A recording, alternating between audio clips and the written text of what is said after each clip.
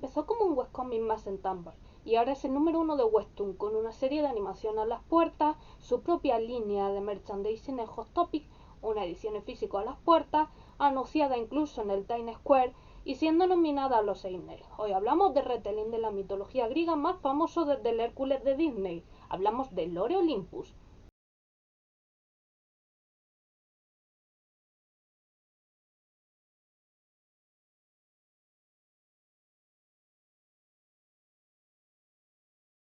Hola y empezamos.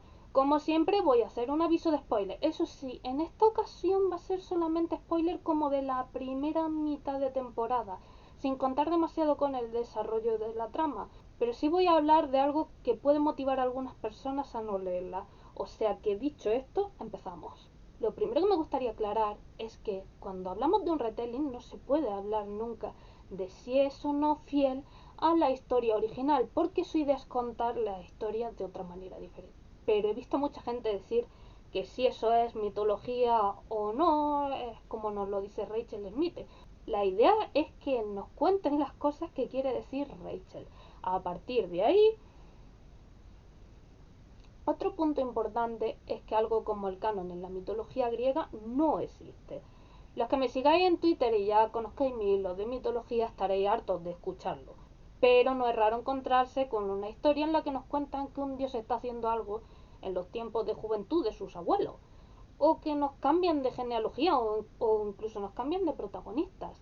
Esto se debe a gran parte a que en Grecia no era un estado unificado y tampoco lo eran sus prácticas religiosas. Y al final cada sitio contaba la historia barriendo un poco para su casa y dando importancia más a sus dioses o a sus héroes locales y a todo lo que venía en la tradición local. Por eso si decís que algo en la mitología griega no es así, puede que llevéis razón, pero pueden encontrarse sin molestarse demasiado otras 10 versiones de cosas que dicen lo contrario a lo que decís vosotros. Lore Olympus nos habla de otros mitos también como el de Eros y Psique, y nos mencionará otros como la titanomaquia, pero se va a centrar descaradamente en el rastro de Perséfone, también conocido como el origen de la primavera, y que está contado como ejemplo más famoso en el himno homérico a Demeter. A grandes rasgos, el mito consiste en que Hades, el señor del inframundo, un dato gracioso es que Hades no es su nombre, se le llama por el nombre de su reino porque podía ser mal augurio llamarlo por su nombre porque se podía parecer y el señor de la muerte pues te lleva a la muerte, ¿no? Ve a una hermosa diosa, le pide permiso a Zeus para convertirla en su esposa y este pues se lo da así y la rapta. Esto Demeter lo toma fatal y hace que sus poderes se retiren del mundo mientras la va buscando, lo que provoca el invierno, el frío y el hambre. La cosa llega a tal punto que al final Perséfone sale ya sea por accidente o por voluntad propia. Antes toma unas semillas de granada que la ligan al reino del inframundo 6 meses al año, dando lugar al cambio de estaciones. Este mito es muy conocido y no tiene muchos problemas. Tal como nos ha acabado llevando la historia es que un malvado y una chiquilla inocente queda a su merced. Esto es injusto para ambos, empezando por la dama.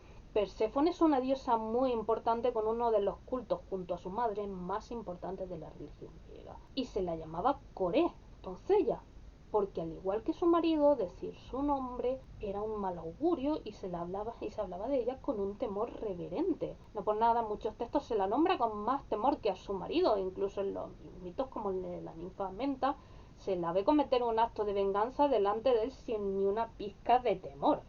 Perséfone no es una víctima, es, como bien dicen desde el propio himno homérico, una reina de igual a igual con su rey. Por su parte, lo que hace Hades no es ya que sea igual o mucho más tranquilo que el acto medio de su hermano, sino que encima lo hace con permiso de Zeus, por lo que estaríamos viendo un matrimonio ritual normal contractual. En la antigua Grecia suele parecer más mentado como gran juez que como otra cosa. Entonces, ¿por qué nos ha llegado con una fama tan negativa?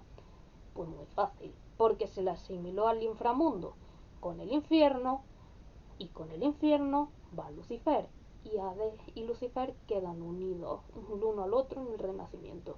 Se puede decir que las versiones del Renacimiento no dejan de ser un retelling o incluso un fanfic. Los retellings sobre estos dos no son algo nuevo, incluso en tiempos actuales no es único. Por ejemplo, el musical Hades, un libro que a mí particularmente me encanta y que os voy a dejar enlazado en la descripción.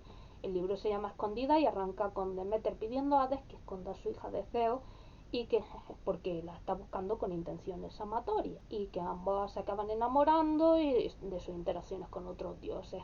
Este libro en particular me gusta porque lo he escrito yo, cosa que quieras que no, para mí le da calidad y mérito a la obra. Pero aquí hemos venido a hablar de Lore Olympus, no de mi libro Escondida, ni tampoco de mi libro Flor del Inframundo, del que también voy a dejar el link. Lore Olympus es una obra que podemos encontrar en la plataforma Webtoon. Actualmente está traducida a varios idiomas, aunque va con un poco de retraso con respecto a la publicación original. O sea que si te puede la ansia como a mí y manejas el idioma, adelante. Como todas las obras de Webtoon, están disponibles de manera gratuita con la posibilidad de ir desbloqueando antes los capítulos de pago.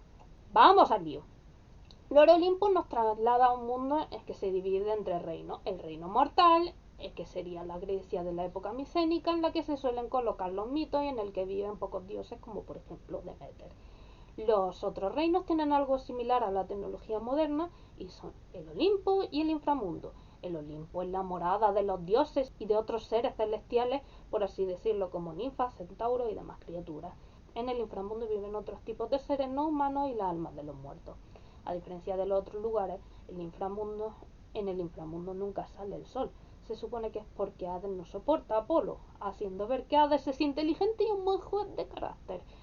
Al menos en el caso de Apolo. Sobre los demás, bueno, tiene su momento. La historia comienza cuando Perséfone, hasta hace nada llamada Core, se muda desde el mundo de los mortales al Olimpo para asistir a la universidad, apoyada por las diosas de la castidad como becada, ya que su madre no está nada contenta con la decisión y lo aprueba después de varios problemas. Perséfone se va al mundo donde literalmente todo es distinto, pasando de estar siempre bajo el ojo vigilante de su madre y de sus ninfas de las flores a estar en una libertad completa o al menos relativa, pues la condición para dejarla ir al Olimpo es vivir con Artemisa, diosa de la caza y protectora de las mujeres, que la va a tomar bajo su ala. Que la protección deje bastante que desear más tarde ya es otra cosa.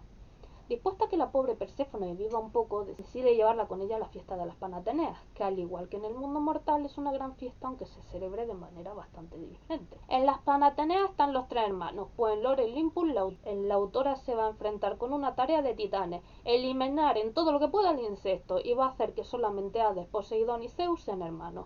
Eliminar el insecto de la religión griega es un poco como eliminar a todos los dioses, pero hay que reconocer que de momento se le está dando bastante bien y hay que aplaudir el esfuerzo como mínimo. Estando Zeus y Poseidón ya casados y siendo dejado tirado por no se sabe ya cuántas veces por su actual pareja, Hades se ve de nuevo como el rechazado apestado de la fiesta. A pesar de que es el rey del reino del cual viene la mayoría de la riqueza y de la tecnología, es despreciado por ser el soberano del reino de la muerte. Van a dejar claro casi desde el primer momento que los habitantes del inframundo son mal vistos en el Olimpo, aunque sean dioses, como ya nos lo dejan claro también con Tánatos y con Hécate. Y al final pasa lo que tiene que pasar. Las miradas se crucen. Hades dice unas palabras que van a cambiar el destino. Pondría a Afrodita en vergüenza. Y Afrodita, ¿cómo es? Y le va a enseñar a él quién va a poner en vergüenza a quién.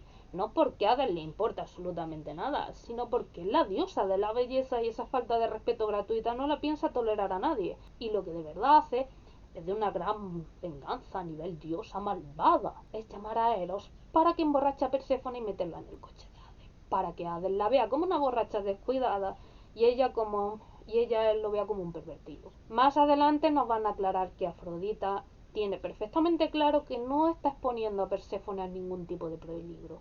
Conoce a Hades y sabe que quizá lo único más seguro habría sido meterla en su propia cama. Como tristemente descubrimos más tarde, su cama es menos segura para ella que el inframundo. La mañana siguiente, lejos de salir corriendo, ambos acaban teniendo varios momentos de conexión y surge entre ellos una conexión, aunque son pillados por la prensa, no deja de ser el principio de algo. Desde el primer momento se ven muy atraídos el uno por el otro. Claro, esto va a ser una historia de amor entre ellos, tiene que pasar sí o sí. Aunque podría haber elegido saltar la problemática que puede tener esa relación, Rachel Smith decidió afrontarla totalmente en lugar de dejarla pasar. Y es que aunque Lore Olympus, además de un cómic con un arte totalmente maravilloso, es en muchas ocasiones algo así como una guía de resolución de los conflictos de pareja. Una parada para hablar del arte, porque desde el principio el arte de este cómic es precioso. No voy a hablar de que tengan el síndrome de la misma cara o que sean más o menos correctos, pero desde el principio es hermoso. Y es que el arte del Lore Olympus muchas veces es incoherente en tamaños, en coherencia, en falta de fondo, pero siempre es hermoso. Podrías colgar cualquier viñeta del Lore Olympus. La impresión y el sentimiento va a ser siempre lo que va a prevalecer, la belleza y la expresividad. Según avanza y pudo permitirse ayudantes para aligerar la carga de trabajo, el dibujo se va haciendo cada vez más complejo, pero sigue sus bases de ser muy expresivo en lo sentimental y siempre hermoso, aunque sea una belleza terrible requerida por la escena. Y es que Lore Olympus no vive mucho menos de momentos bonitos, aunque de esos tenga raudales, también va a tener momentos muy duros. Al igual que Rachel Smith no huye a la hora de encarar los temas duros, yo tampoco voy a hacerlo. El único spoiler que voy a hacer, y si no soportas los temas de violencia sexual, este es el momento de bajarte, aunque no se va a recrear. En el capítulo 24, Perséfone es violada por Apolo en su propia cama. No es una escena agradable de ver para nada, a pesar de que no es explícita, pero es una escena muy importante, ya no para el cómic, sino en general. ¿Por qué es tan importante? La violencia sexual se suele representar como asaltos en callejones oscuros o por desconocidos. Estadísticamente está demostrado de que la mayoría de los ataques son realizados por personas que conocen a la víctima o incluso por sus propias parejas. Apolo entrando libremente a la casa de su hermana y lanzándose a una aturdida y aterrorizada Perséfone que no es capaz de decir que no. El miedo, la indefensión, la culpabilidad posterior por no haber sido capaz de detenerlo. Toda la escena es terrible de leer, precisamente porque parece una violación real. El trauma que deja no es algo que el poder del amor vaya a curarle mágicamente. Las secuelas son duras y ser capaz de amar no le va a quitar los traumas físicos ni el miedo de volver a sufrirlo. Cuando digo que es importante más allá del argumento del cómic, me refiero que no han sido precisamente pocas las mujeres que se han dado cuenta de que han sufrido una agresión sexual al leer el tratamiento que tiene en este cómic, pues en muchos casos después de un ataque hay tal cantidad de sentimientos de culpa y autodesprecio que no es hasta que no han visto el mismo caso representado donde se han dado cuenta de qué era su caso. El viaje desde la negación hasta que por fin se lo confiesa a alguien y va aprendiendo a sanar es uno de los viajes más interesantes del cómic y hace que cada decisión que toma Perséfone y cada ayuda que recibe en el proceso llega al lector como si fuese la de un conocido. El viaje de Perséfone nos lleva a recalcar que solamente sí es sí, la importancia del consentimiento y que el único culpable en un caso de violación es el violador. Sobre el consentimiento y la comunicación se va a hablar mucho a lo largo de la serie, pues si algo aprenden los dos es que los problemas se solucionan hablando, cosa que aunque sea obvia llega a sorprender, y aun sabiendo que la autora tiene que hacerlo, estamos tan acostumbrados a las tramas de esconderse las cosas y que se acaben creando bolas de mentiras. Ver una conversación en la que se respetan las cosas que no quieren ser contadas y se responden con sinceridad siempre nos pilla un poco con el ritmo cambiado. Y es que Perséfone no va a tener solamente esos problemas, sino que la educación para ser perfecta según la visión de su madre, la vigilancia constante, la ha convertido en una persona, y por persona aquí queremos decir diosa, insegura. Pero hablar de sus problemas con su madre sería contar demasiado en la trama, y de paso es mejor ir al rey de los problemas paternos, el otro protagonista, Hades. Hades es el hijo mayor de Cronos, el poderoso rey del inframundo, dios de las riquezas, con un reino tremendamente exitoso que prácticamente ha levantado con sus propias manos. Y también es un dios inseguro, triste y con tendencia a manejar muy mal todos los aspectos emocionales. Como pasa en la mitología también, de muy niño fue devorado por su padre, el malvado titán Cronos, del que luego es custodio en el inframundo. El más herido de todos, llevándose la peor parte del reparto en la titanomaquia, Hades está acostumbrado a ser el elegido último, a ser despreciado por cualquiera, aunque pueda partirlo por la mitad sin problemas, a creer que incluso que se merece ese tipo de trato. Es un cúmulo de pasado negativo con una serie de costumbres terribles para aguantar una vida que siempre se le ha hecho insoportable, macerado a lo largo de 1000 años. Las relaciones que ha tenido son horribles y al final ha acabado sabiendo solamente ser aterrador, porque prefiere tener a la gente alejada a sufrir otra vez daño. Una de las cosas que más me gusta de Lore Olympus es que, a pesar de ser una historia de amor, Todos los problemas de los protagonistas no se solucionan con el hecho de enamorarse. Ambos tienen un camino muy largo que recorrer para encontrarse desde el principio, y aún les queda seguir avanzando, porque enamorarse es apoyar a la otra persona, no ser su bálsamo de fiera gras. Pero no solamente de Ares y Perséfone vive Lore Olympus, y es que tiene muchas secundarias con tramas como la de Eros y Psique. Por cierto, lo que ha hecho Rachel Smith con Eros, una maravilla de personaje, como Hécate o Afrodita. A esta última la ha hecho no solamente la diosa vanidosa que se suele conocer, sino la mejor madre del Olimpo, que por sus hijos hace lo que haga falta y no es mala, sino que incluso se suma a ayudar a los demás si le conviene, si se aburre. Después de todo lo dicho queda raro, pero Lore Olympus también sabe ser una obra divertida. Sabe aligerar muy bien la tensión de los personajes siendo torpe y loco al más puro estilo cartoon. Este vídeo ha sido realizado para la gente que no ha leído Lore Olympus. Quizá otro día me animo para hacer uno para la gente que sí lo ha leído, haciendo un análisis más exhaustivo. Espero que haya gustado y nos vemos la próxima.